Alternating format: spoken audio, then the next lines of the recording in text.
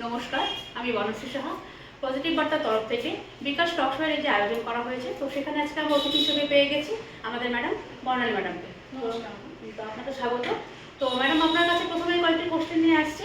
তো West Bengal media forum কি, কোথায় এবং কবে অনুষ্ঠিত হতে চলেছে, এই বিষয়ে যদি আপনি কিছু বলতেন। ওয়েস্ট বেঙ্গল মিডিয়া ফোরামের উদ্যোগে আগামী 22 ডিসেম্বর রোববার সকাল 11টা থেকে শান্তিনিকেতন মেডিকেল কলেজ ও হাসপাতালের সভাকক্ষে রাঢ় বাংলার জেনারেল কনফারেন্সের আয়োজন করা হয়েছে। শিল্পবান্ধব পরিবেশ গড়ে তোলার জন্য ইতিবাচক ও উন্নয়নমূলক সংবাদ প্রচারের জন্যই মিডিয়া ফোরামে গঠন করা হয়েছে। ঠিক আছে ম্যাডাম। তো এই সংগঠনটা কি শুধু সাংবাদিকদের জন্য না অন্য কারো? সাংবাদিকদের দ্বারা গঠনমূলক কাজের জন্য এই ফোরামের আবির্ভাব হয়েছে।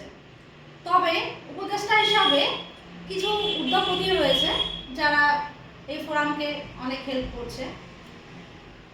এক্ষেত্রে যে কোনো কর্পোরেট মিডিয়া হাউস এর ব্যতিক্রম নয়। অবশ্যই এই ফোরামে কোনো মিডিয়া হাউস, এই ফোরাম কোনো মিডিয়া হাউস নয়।